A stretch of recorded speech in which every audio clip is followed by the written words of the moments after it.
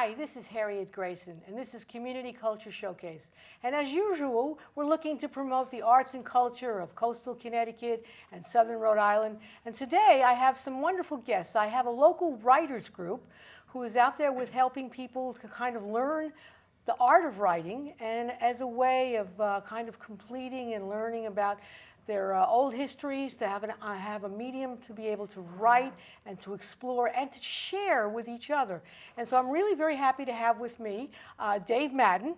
And Dave is the leader of the pack, although he doesn't want to call himself that. He is the kind of leader of the group, which is sponsored by a wonderful local community group, the Pawcatuck Neighborhood Center. And so it's really quite local, and you get lots and lots of people from the community. Tell us about how you came out to even create this thing. Well, I got a phone call back in July of 2009 from the Pawcatuck Neighborhood Center. April Sawchuk was the program director at that time. April is my former sister-in-law, although we refer to ourselves still as brother and sister-in-law, so that's nice.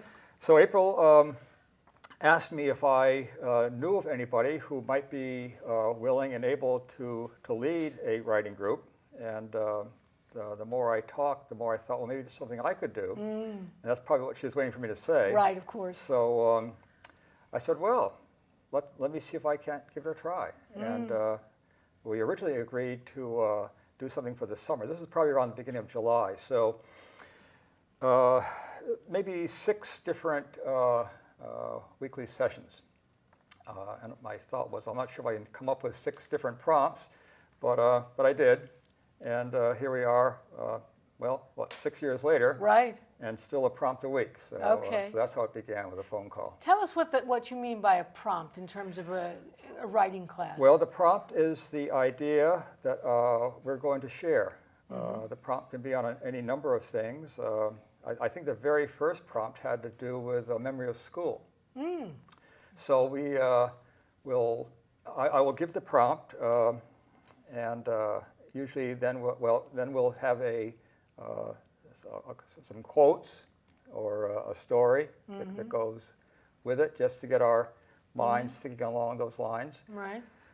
And then we write for about 15 to 20 minutes. And after that long time has passed, we will then share what we've written. Oh, okay. And you always have the option to pass if you want.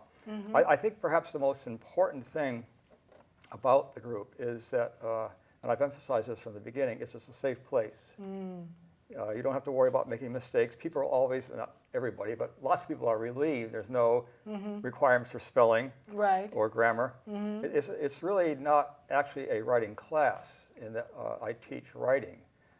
It's a sharing where our writing is the means for telling people who we are, reminding ourselves of where we've been and what we've done.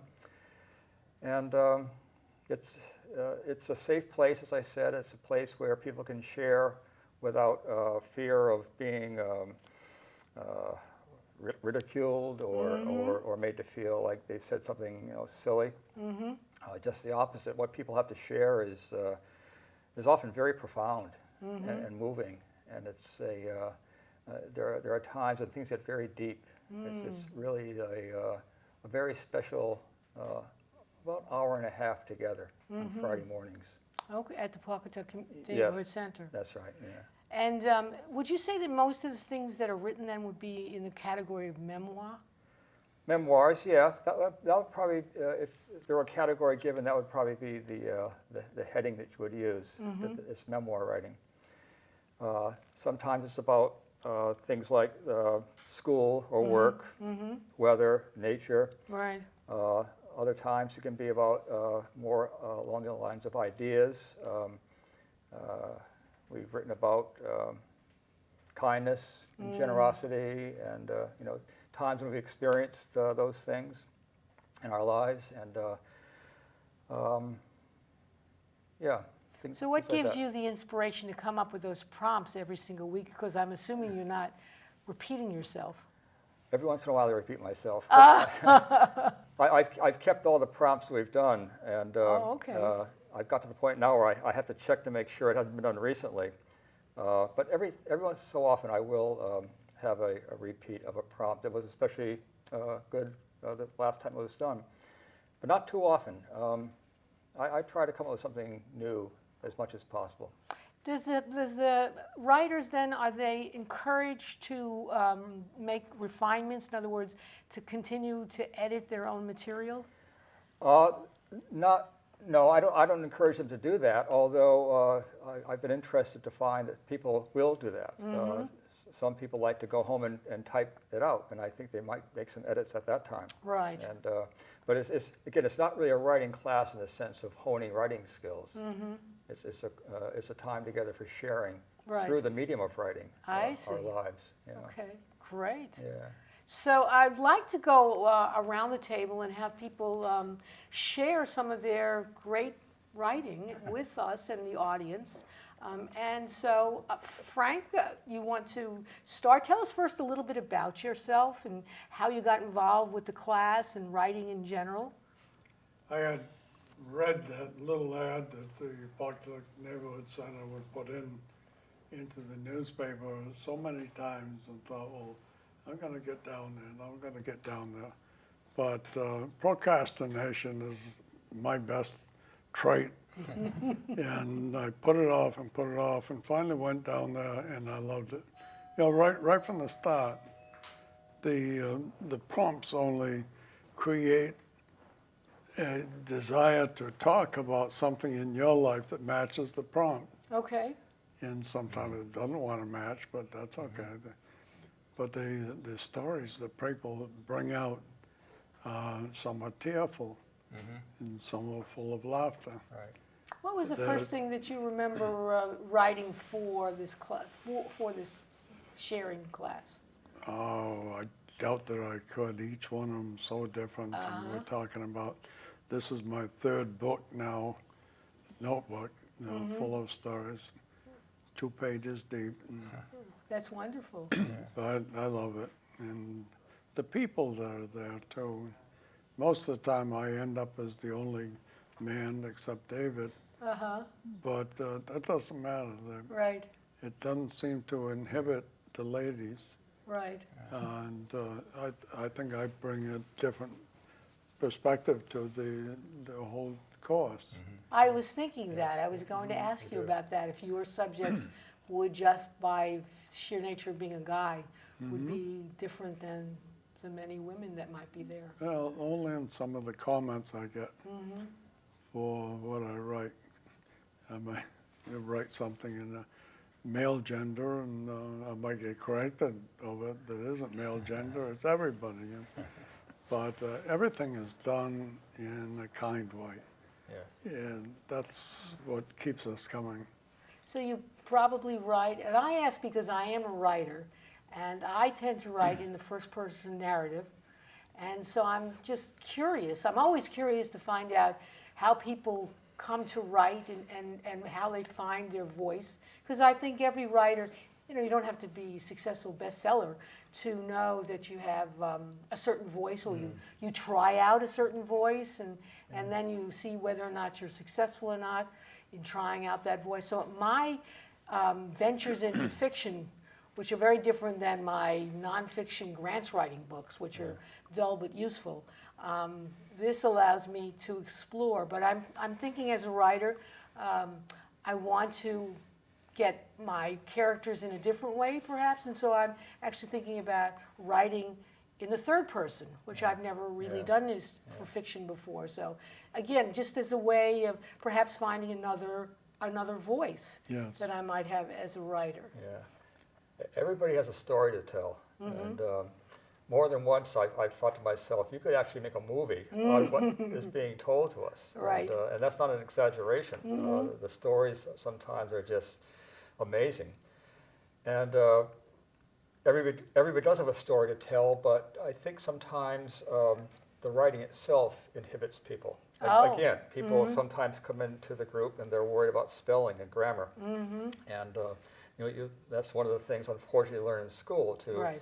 It's important to write well and to have a good command of words, but sometimes that can cause people to feel inhibited and not be quite so willing to tell their story.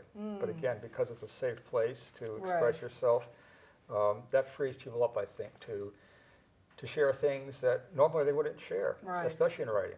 And there's no requirement that you must share, so that No, if you feel no. timid or uncomfortable with the topic, you just don't do anything And that that does day. happen sometimes the first time a person comes to the group, they'll pass. And what's the expression you hear? Well, all these wonderful writers, who am I to share what I've written? Right, And then right. they'll share something eventually, and of course what they've written is marvelous. Right, So right. they learn that, yeah, I've got a story to tell too, and I can actually do a pretty good job of telling it. In fact, no one would show up at your door, at least somewhere in the back of their mind saying, oh yeah, I do have something to share. I mean, they wouldn't come to your class at all if they thought never that they were ever going to share. Probably not. Yes. Probably not. Yeah. So Frank, would you like to share with us and the TV I'd and like read that us very much. and read us something that you've written? Give us maybe a little description about it and how you came to come up with this. Was obviously must have been a prompt from David. But no, this one was an experience I had. But on the class, on the group, and I just like calling it a class because it isn't. It's a group of people. Right. We have people that were born and brought up in foreign countries that have gone through war stories, and you can imagine that their stories are unique to all of us, that when we're hearing them, we are absorbing some of their life. That's one of the major things I enjoy with the class, the freedom that people have to talk. Am I guessing that most of the people who are coming are seniors, but there's no requirement, or is there? I think you have to be 62 and over. So there is a requirement. Okay. Yes, there is. Although I started young. I was 59 when I was first asked to do this. Oh, okay. so So I was- you were the baby that I was the baby of the group, yes, yeah. Okay. Yeah. All right. Maybe No. I still am, I'm not sure. And I'll go to the other end, that I'm 83. Oh. Retired from an electric boat, originally from Massachusetts, the little town of Marion, Massachusetts. Both Dottie and I, my wife, were from Marion. And we've been married for 63 years now. Wow. And I have to get that right or I'll get reminded of it. Yes, of course you will. But my story was after an experience on a motorcycle in North Stonington, that I came upon this hawk in the road working on a lunch for a squirrel. Squirrel wasn't enjoying it, but he was. And it impressed me so that when I went home, I wrote this story because the hawk just took off. So if I may, it's a little long story No, compared to what we We're write. waiting. I was motorcycling along a North Stonington country road, just tooling along on a warm summer day. As I topped a knoll 100 yards in front of me, a large brown bird stood in the roadway. During the fraction of a second the bird and I examined each other, I recognized it as a huge hawk standing almost 2 feet high. It leapt into the air and spread magnificent wings that seemed as wide as the roadway and flew gracefully away from me. The overhanging trees prevented the hawk from rising. It flew along the roadway at head level. We maintained the same rate of speed. I felt one with my friend. The roadway turned sharply to the right. The motorcycle and bird banked and soared 50 feet apart, now into a left turn and finally an opening large enough for my friend to rise up and away from me. I stopped the motorcycle and watched the magnificent bird soar across the treetops and out of my sight, and felt honored to have shared this flight. As I lay in bed that evening, I fell asleep with the image of the bird and me cruising down the country road. I dreamed the road became longer. I was closer to my friend. We traveled faster and faster. When finally the tree cover opened and the bird soared upward, I twisted the throttle wide open. Smoothly, the cycle rose into the air now at the treetops, now above them. I eased the throttle a little. I could feel the wind rushing past. I tightened my knees against the cycle. Now what do? I looked over the handlebars at farms and fields rolling under me like a driving machine in an arcade. People were looking up at me and pointing as I passed over them. Everything was moving too fast. I wondered how I could get out of this. I began to sweat, even in the rushing wind. Cautiously, I turned the front wheel. The cycle turned, but I was losing altitude. I twisted the throttle wide open. The engine roared and I straightened out. That was a neat trick. Let's try that one again. Figure eights this time. A big circle now. Wow, I am in control. I can fly just like the hawk. I climbed higher in the sky in gently rising circles like the birds. I could ease the throttle and soar quietly for miles and miles. I could dive down in the treetops in a powerful roar, then glide higher and higher. I could do loops one after the other. A tune drifted through my mind. I'm going to take my Harley to heaven. Sputter, sputter, sputter. What was that? Oh my gosh.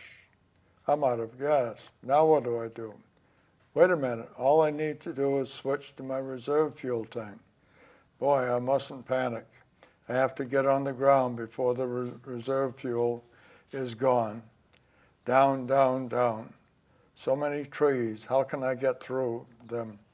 I eased the throttle to fly just above the treetops.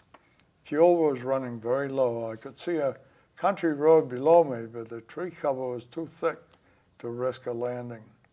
A huge shadow blocked the sun from me for a moment.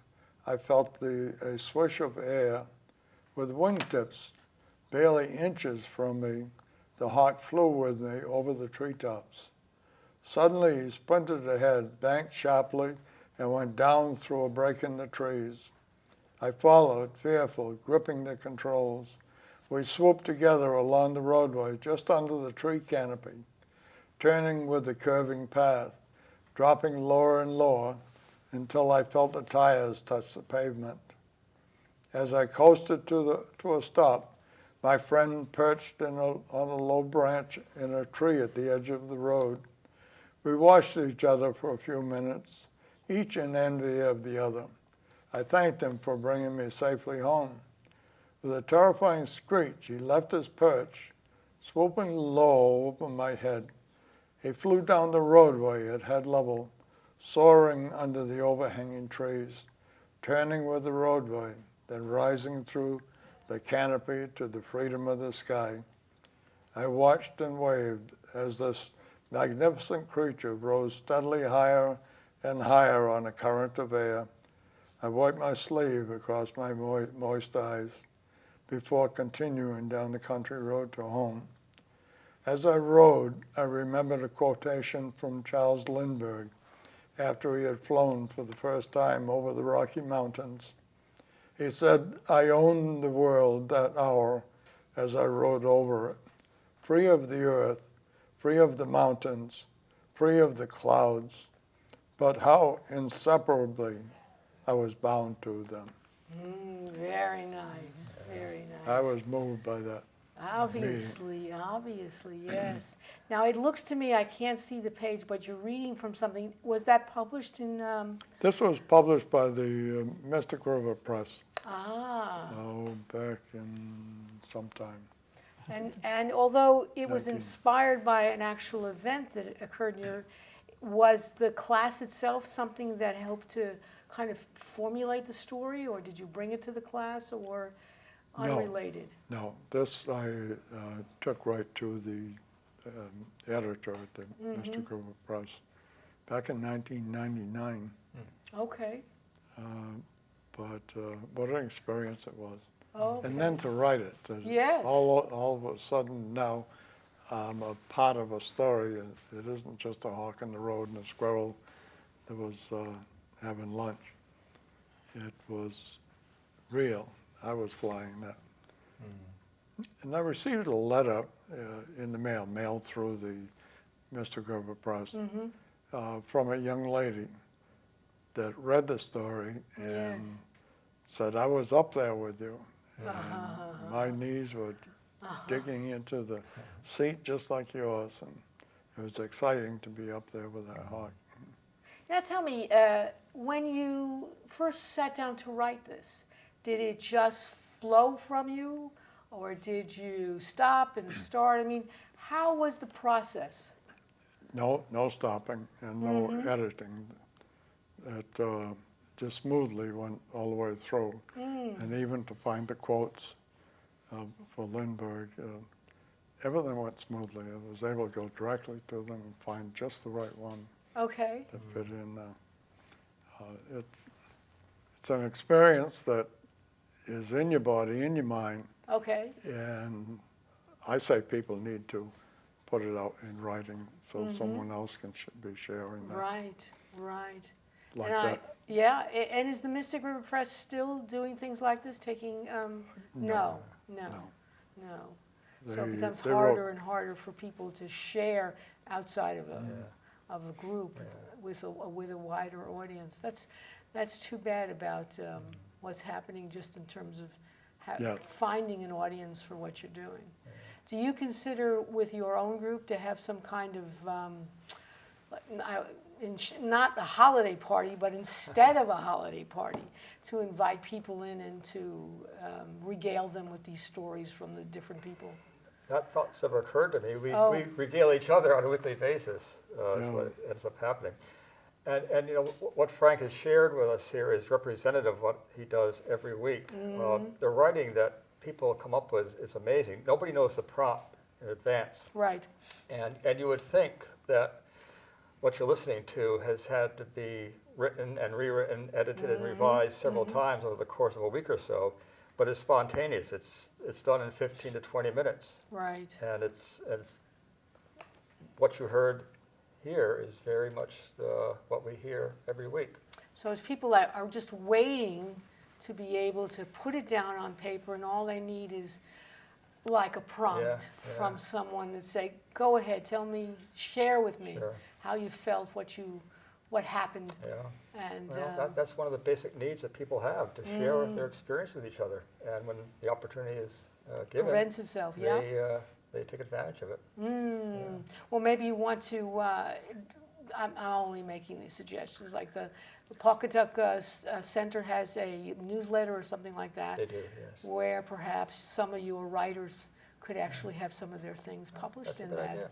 You know, so they get an audience, so somebody else can, besides your group, I Sure. mean a group of 20 perhaps, this way it might be seen by a group of 1,000, and maybe that writer will be just like Frank. I mean, it makes you feel fabulous as a writer when you get some correspondence from a potential reader who said, oh my God, this was a great experience for me as a reader.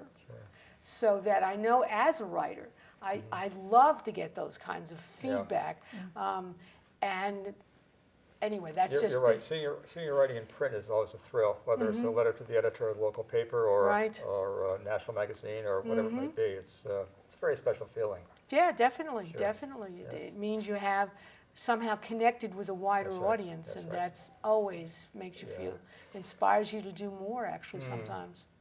And you know, the fact that we have these conversations with each other, it seems that's something that's kind of rare in our society. I'm not sure that we have in-depth conversations. We might talk about the weather or sports teams, whatever it might be, occasionally for just a brief time, but to have a real in-depth conversation is perhaps 100 years ago, before TV Television, and radio, people even used to do radio, that more of often. course. But Now the computers and the cell phones and the smart watches and you know, all of these other things that divide us from actually having a conversation. face-to-face conversation is a very powerful thing. It really is. is. It is. There's really no substitute for it. Exactly, it's true. Well, I'm glad you're out there fostering this. Yeah. So Dave, how about Yes. reading us something Okay, from you? I'll read this is something I wrote probably maybe 3 or 4 years ago or so. When I was 18, I decided I wanted to be a famous writer. I knew, of course, how to put words down on paper, but not how to transform that rudimentary skill into images and ideas that would interest lots of people enough to keep them turning a page. One day I told John Jackson, the director of the Mary Cheney Library in Manchester, Connecticut, where I had a part-time job, about this wish and how I found it difficult to overcome distractions long enough to write down anything of significance. He responded by setting up a desk in the basement of the library where old documents and books were stored. People rarely went into the room, so I was assured I'd have plenty of the privacy I said I needed. I'd be able to concentrate and write away to my heart's content. After Mr. Jackson left me to my writing that day, I took a closer look at my surroundings. I was in a large, dingy room where the only light came from a 100-watt bulb dangling from an extension cord right above my desk. It was a damp, musty place, and there was a strange, unpleasant odor that permeated the air, a combination of mildew, old paper, and damp concrete. For several days, I would take a notebook and pen and descend into the library's storeroom during a stretch of beautiful summer weather, when I could have been outside riding my bike, playing tennis, or swimming at Globe Hollow, the local swimming pond. I would walk down the concrete stairs, take a seat at the desk, open my notebook, and I would write, or I would try to. I found my surroundings to be highly disagreeable, made all the more so by knowing the August sun beyond my dank concrete enclosure was warm and bright. This caused me to feel, after not too much time had passed, that writing without any diversions might not really be what I wanted after all. That, and even more importantly, a lack of direction and confidence, led to spending less and less time in my gloomy inner sanctum until finally, after a little less than a month, I abandoned the effort altogether. I had thought the obstacle to a writing career had been the lack of a place to write without interruptions, either self-imposed or from others.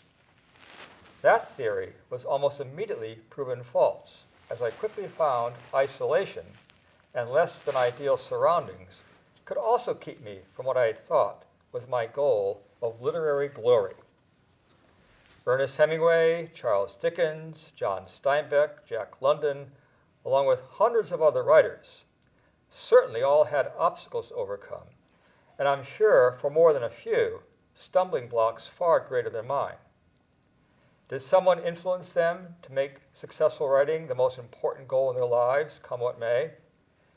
Or was their ambition fueled by such a powerful belief in their abilities with words that they were convinced, no matter what the obstacle, it was never a matter of if, but only when, the world would discover their literary talents?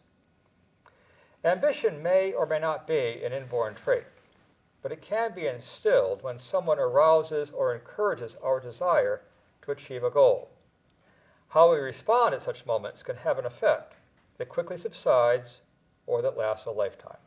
Very nice. Thank you. Very nice. Yeah. And this, I would assume, is based on, Oh yes, that was your summer, that's 18th year. that's the summer of 1968. Yes, and well, and all kinds of other things happening in the world. Sure, that's right. So what then changed from the discovery that it really wasn't lack of distraction, but that you actually went and sat down and started to actually do some writing? What caused me to continue with writing? Right, actually well, to write right. To write right. Well, I never became a famous novelist. Well, you never know. But You're you never still know, here. do you? I've always been interested in writing. I've written poetry over the years and letters to the editor. Since I retired from the Groton Public School System in 2008. And since then, I've written and self-published a couple of books, which met with moderate success. They were really for a niche audience. I've also written another book, Children's Illustrated Story, which I think will have perhaps a broader appeal. Right. So I've always wanted to write. I've always had an interest in it. I've always found it to be a frustrating experience Right. because it's very difficult. Writing, if it's done as more than just an avocation, if it's your vocation, it is a very trying and frustrating and difficult thing to do, as many successful writers have shared. Right. But there's still something about it that holds me, and Right. it's, the moment when you craft a sentence, either in a poem or a story or an article, and it says just what you want it to say, Right. that's really a very cool feeling, and it keeps you coming back for more. Absolutely. Yeah. Absolutely. Sure. And having a group, as we do on Friday mornings, where you can share your thoughts and Right. your experiences. Yeah, That's great. it's a good thing. So Jan, do you want to share with us and tell us your story, how you got started in the class, and maybe, how got you interested in writing at all? Well, first of all, I was retired in 2001 from Groton Public Library as a reference librarian. And I had, from that time on, I had decided that I would continue to do something that I hadn't had much time for, which is writing. When I was little, I wrote poetry and stories, and over the years, poetry is probably my voice more than anything. But I thought, now I have the time to do this a little more seriously, and I saw an ad in the paper for this writing group, so I decided to go, and it was the first one of the whole. It was the whole beginning. Right, you were the first writer in. Yeah, and there were probably 3 or 4 of us, and so we wrote for probably 10 weeks, and then David said, well, the 10 weeks are up, and Right. so, it's been nice to meet you all. And we said, what? We don't want you to stop. So I think we took a break over the holidays, and then we started in January again. Yeah. And it's been going ever since. Well, word of mouth must have spread because the class got bigger and bigger, It I did, gather. it did, Yes. yep. So that people were praising the experience, I'm sure, above all else, this Right. ability to share and share through the writing. Right. So what And- have you got to share with us today? Tell us a little background about something, about what you're Well, going this to is a read. prompt that David had given us in July, I think, of this year. I had looked through, I have 3 notebooks as well. And so I looked through some of them, and this is the one that I thought I would choose. This was never my chosen way of writing. I first of all, most of the time I write poetry, and a thought will appear, and unless I write it down right then, it disappears. So I have written poetry, and I have published some poetry in a Pathfinder magazine, which has been in print about a year. Oh, okay. It's printed. It's a publication in Connecticut for widows and widowers, and so I've done writing for that. And then I have taken a writing course for doing short stories, in which I enjoy. I find sometimes when I'm writing that 1 or 2 or 3 hours can go by, and I won't be aware of the time. So I really enjoy this. As far as this class goes on Friday mornings, there's 2 things. I enjoy the writing, but I enjoy the people. We've been, most of us, in this class for a long time, and we're a pretty tight group, and it's just something you don't want to miss Friday mornings. Right. So, And it kind of allows you to reveal things about yourself that you ordinarily would not do it in the process of conversation, perhaps. right, exactly. Things that you really feel or believe in, or just like that. Yes. It wouldn't happen in casual conversation. No, and people are willing to share and be vulnerable about some of their feelings, and I think that's good. It's an outlet for that type of thing. So what I chose today was a prompt, and the prompt is, what does it mean to waste time? You're wasting time. Find something to do. Stop daydreaming. These are messages many of us have heard in childhood especially from parents and teachers. When I was very young, my aunt taught me to lay on the grass on my back in the summertime, look at the clouds, and try to find shapes of animals or whatever else I saw. I still do this. I had many moments in childhood of daydreaming. I'm an only child, and I continue to do this on a daily basis. One needs quiet time to be creative, to know oneself, or to do nothing.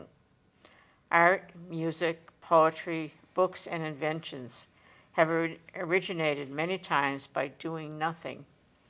Our society wants us to be productive, and rightfully so. We need to use our gifts to help others and ourselves. Somehow, though, something in ourselves is sometimes lost in the process. Our lives from childhood on to the workplace are so scheduled that many of us don't know how to just be. Years pass for some of us before we wonder who we are or who we've become. We are so interconnected today with our forms of communication that this quietness, this knowing, is difficult to achieve. So we read books and we take classes to learn to be mindful, to live in the moment, to ignore distractions, to discover ourselves once again. To quote the words of Mark Johnson, I'm a human being, not a human doing. A good goal for all of us.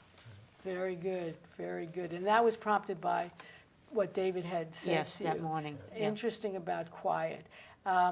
What made you think about just this idea of quietness? Well, my husband is a Tai Chi instructor, and of course that's, Tai Chi is moving meditation. Okay. And also, we've read and been exposed to a lot of books on mindfulness. I think all of us have, and in my work as a librarian, I had to do ordering in that section of philosophy and so forth. So it's not it's not a new concept. No, it's You a know. couple of thousand Yeah. years old. Right. Right. So it resonates with me. Mm-hmm. And I think,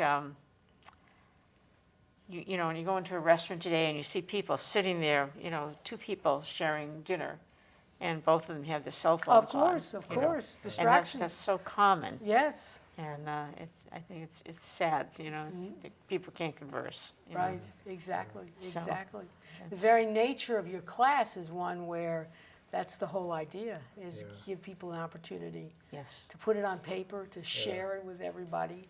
Yeah. And do you ask for, say you read this at class, did you then get comments back from your? Spontaneously, yeah. Yes. Yeah, we do that. Each time a person reads, other people can comment, Sure. and we wait, we don't, it's not like you have 5 minutes and then on to the next person. We go along, and then, if someone has to leave early, they do. Right. Otherwise, we stay until the class is finished. Yeah. Do you recall the comments that came back when you finished reading this? Frankly, no. No, that's all right. That's all right, because it is, it is something that we don't live in quiet. I mean, I could think of it as your former profession as a reference librarian.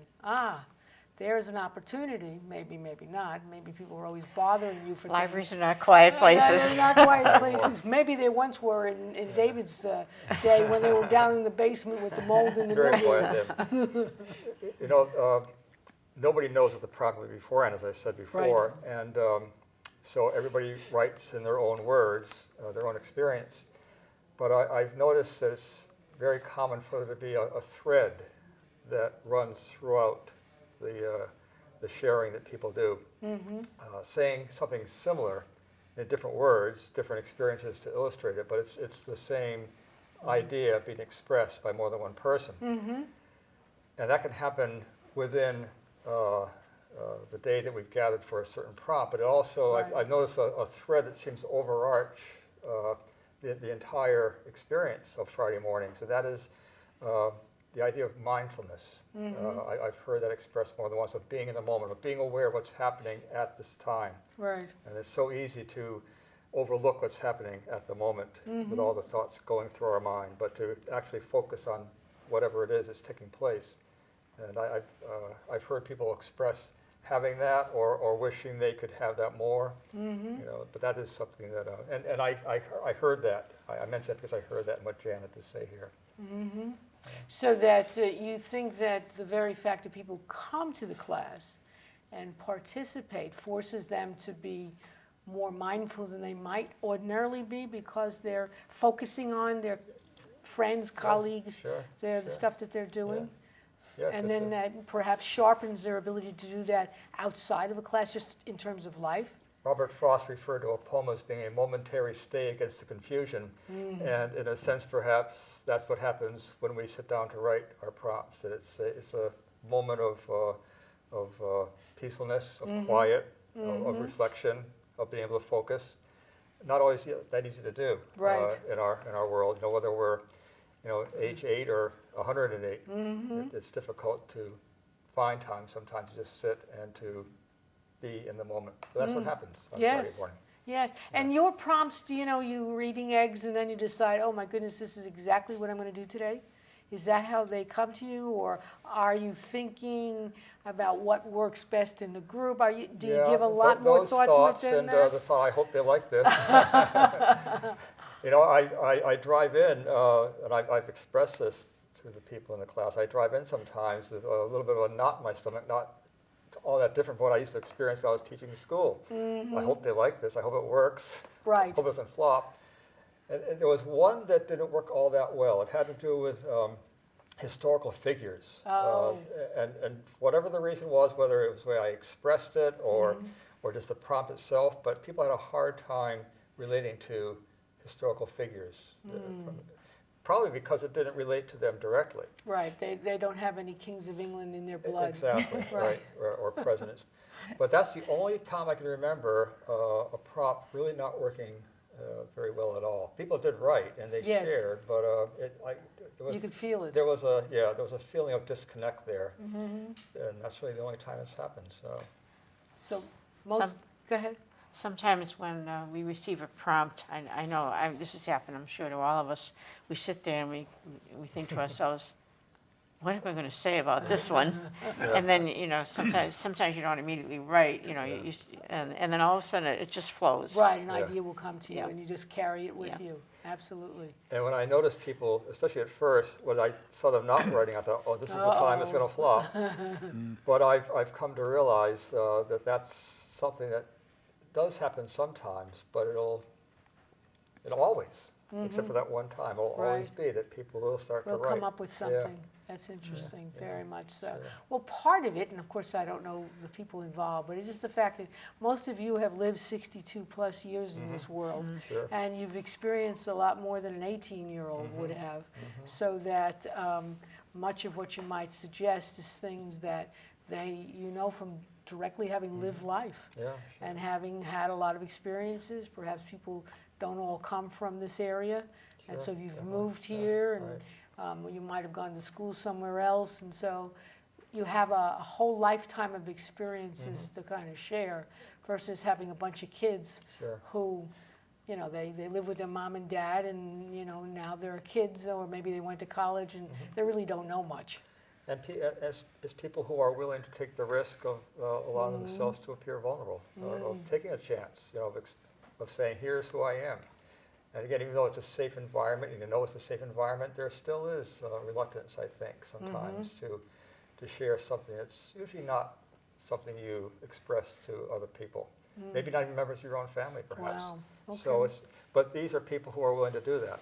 They wouldn't come if Exactly, if wouldn't they- come if they- time after time Right, yeah. if they weren't Right. enjoying, So, unless they're, masochistic, they're not Right, going to do right. that. It puts you in touch sometimes with things you've forgotten, Ah, or things Yeah. you haven't thought about That's for a right. long time. Yeah, that's true. Yes. that's great. So Andrea, do you want to read us something and tell us a little bit about you and how you got in with the group and Sure. as a writer? Well, like Frank, I read the article in the paper, but I wasn't retired yet. I wasn't 62 yet. Oh, the magic I said, age. oh, I want to do this. Maybe I'll quit. But I had to wait a couple years, and then I finally did retire, and then I couldn't find the article in the paper anymore. And then one day it showed up. Oh, that's my sign. Oh, okay. I'm going to sign up. So I came. And I was very shy the first day. And like they said, you don't have to share if you don't want to. So, but I was able to share the first time. So that was good. And what did you do before you, what did you I retire was from? working at a religious publishing house in Mystic, Connecticut, called okay. 23rd Publications, named after Pope John the 23rd. So I Interesting. produced videos for them, and I had a chance to proofread books or what have you, because we publish books as well. Is it still around? So, it's still around, but it's in New London now. Okay. Oh, interesting. Under a partial different name. Okay. Yeah. Interesting. So, Interesting. yeah. So here was my chance to write. Right. what have After just editing others. And I'm one of those people like, Jan, what am I going to write? There was a time when I wrote, what am I going to write? I don't know what to write. But it comes out somehow. Or other comes Yes. out. Yes. So I'd love to share with you right now. The topic, the prompt that David gave us for this time was around Christmas. So it was giving and receiving. Have you ever given, and what do you feel about it? Have you ever received something special? How did you feel about it? And this is what I came up with. It was a typical warm and sunny day downtown Kaimuki on the island of Oahu. I was roaming around the town all by myself. It was only a couple of blocks down from a steep hilly street where we lived, called Cocoa Head Avenue. This road wrapped itself around the foot of a small extinct volcano. In the early 50s, parents didn't worry about their young children walking downtown alone. Once in a while, my mom would send me to the corner store with a note and $1 or $2. I would hand the note to the store clerk. He would read, "Please give my daughter 1 pack of Pall Mall cigarettes," ending with my mom's signature. I was allowed to spend the change on whatever treat caught my eye. Instead of looking around the corner store this time, I decided to stroll down the Main Street sidewalks and check out some other stores. I came upon a bakery with a big plate glass window. I can still picture it today, as fresh as that day almost 60 years ago. I pressed my face against the window with my hands on the sides of my face to block out the sun's reflection. Oh my, with eyes wide, I marveled at cakes of all kinds and colors, but there was nothing at a price I could afford with the loose change I was clutching in my little hand. I barely noticed other people milling about, nor any vehicles whizzing by, until this one elderly lady stopped and looked at the baked goods in the window too. How did this 8-year-old know this lady was elderly? Well, she had short, curly, gray and white hair and pink cheeks.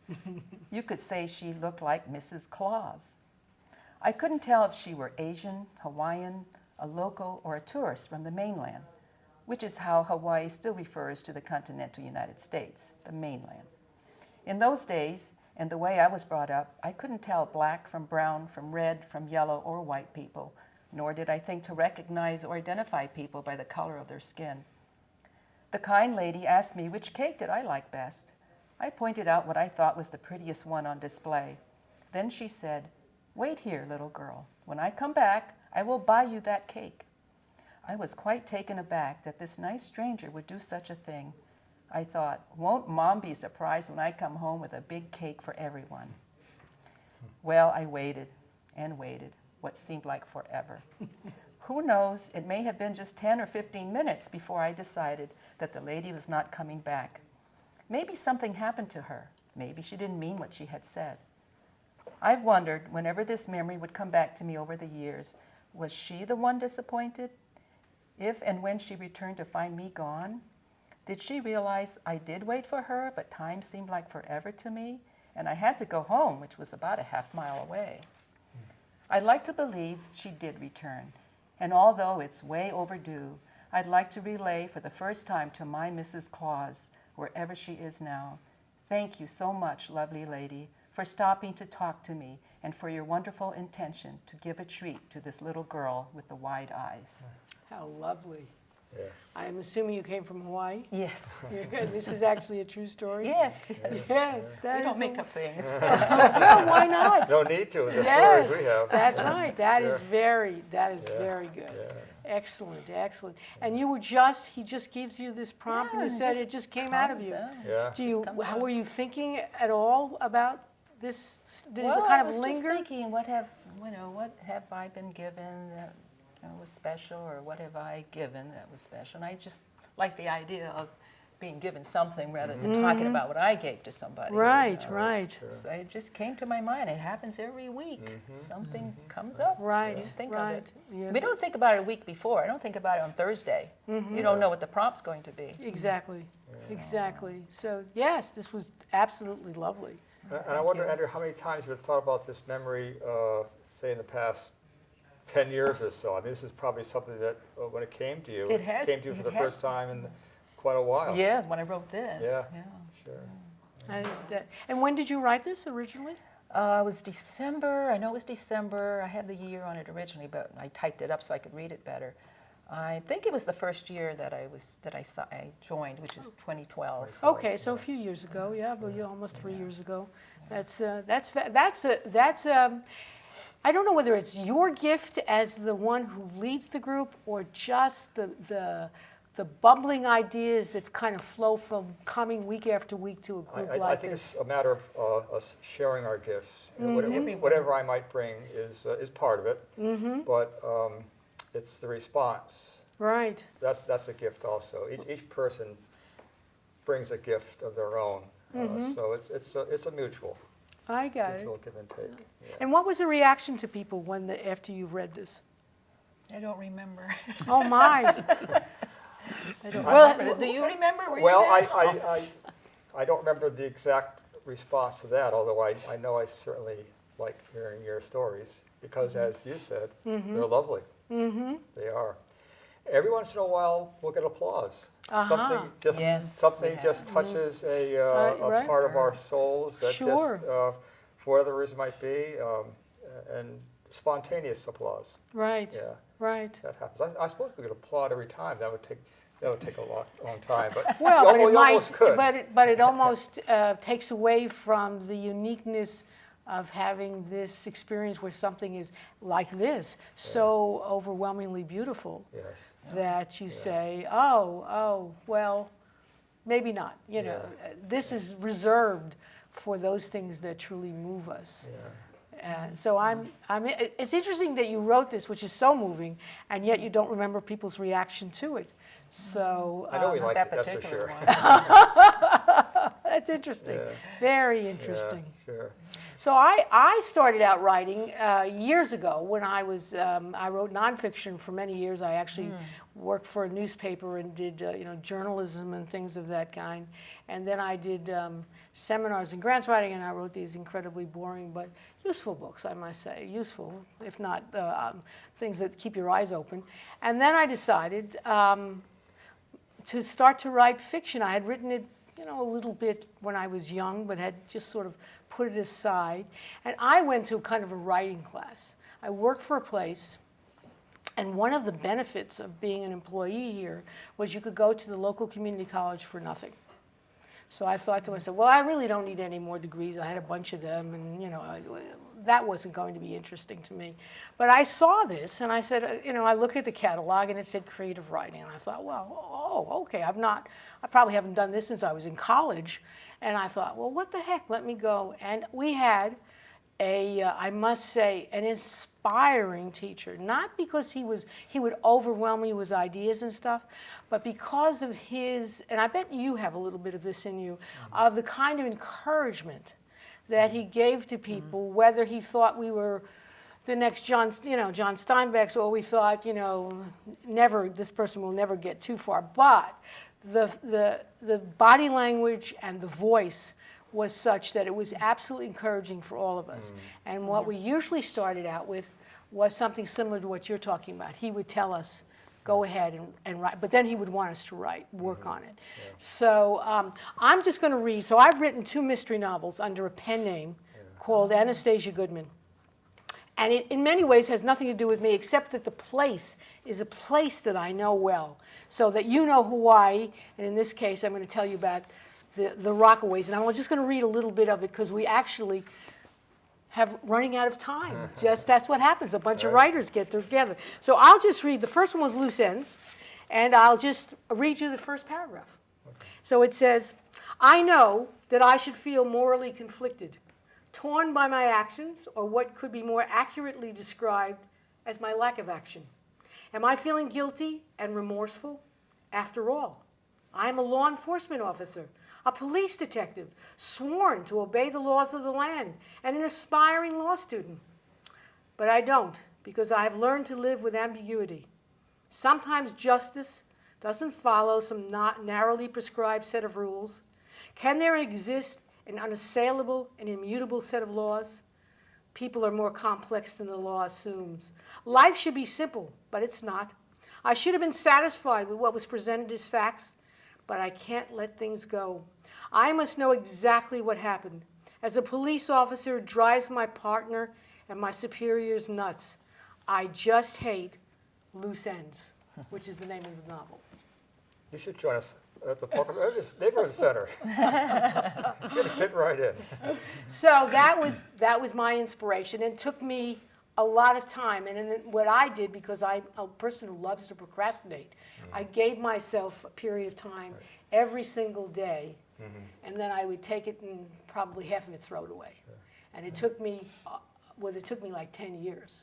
So as you say, writing doesn't, even if it comes to you, doesn't necessarily come to you immediately. Yeah. That's not an unusual amount of time for a novel to be written. That's not the first time it's taken 10 years for somebody to write a novel. To finish it. Yeah, So exactly. anyway, that's why I love to meet with writers, published or not published, so that we can, kind of share the experiences of just the writing process. Sure.